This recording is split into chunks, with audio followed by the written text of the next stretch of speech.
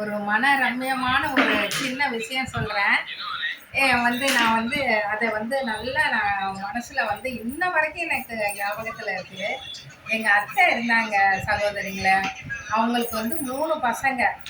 3 பசங்க இருக்கும்போது அவங்க அந்த 3 பசங்களில் கடைசி பையன் இருந்தார். 2 பையன் இறந்து போயிட்டாங்க அவங்களுக்கு. அப்படி இருக்கும்போது என்ன ஆச்சுன்னு கேட்டிங்கன்னா, அந்த கடைசி பையனுக்கு கல்யாணம் பண்ணி அவருக்கு 2 பையன் ஒரு பொண்ணு. ஒரு சாதாரணமான வேலை தான் பார்த்துக்கிட்டு இருந்தார்.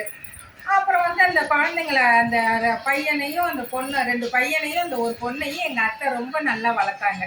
அவங்களுக்கு பொண்ணு இல்லையா, 3 பையன் தானே, அதனால அந்த பொண்ணை நல்லா வளர்த்தாங்க. வளர்த்து அந்த பொண்ணையும் கட்டி கொடுத்தாங்க. கல்யாணம் பண்ணி கொடுத்து இந்த பையனுங்களுக்கும் கல்யாணம் பண்ணாங்க.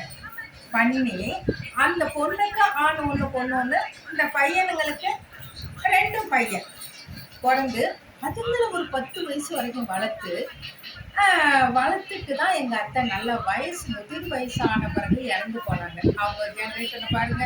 அவங்க பையன் பேத்தியோட குழந்தைங்க பாருங்க. அவங்க நல்ல மகிழ்ச்சியா சந்தோஷமா அவங்களோட இருந்து இறந்து போனாங்க.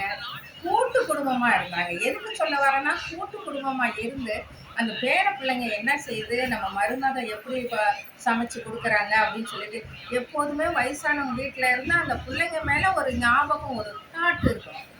அது போல இருந்து எங்கள் அத்தை பாதுகாத்தாங்க. இப்போ நம்ம பிள்ளைங்களுக்கு என்ன செய்யணும் அப்படிங்கிறது தான் நம்ம பேர பிள்ளைங்களுக்கு என்ன செய்யணும், அவங்களுக்கு மேலே நம்ம ஒரு படி நல்ல உயர்வாக நம்ம பேர பிள்ளைங்களுக்கு செய்யணுங்கிறது எனக்கு ஆசை.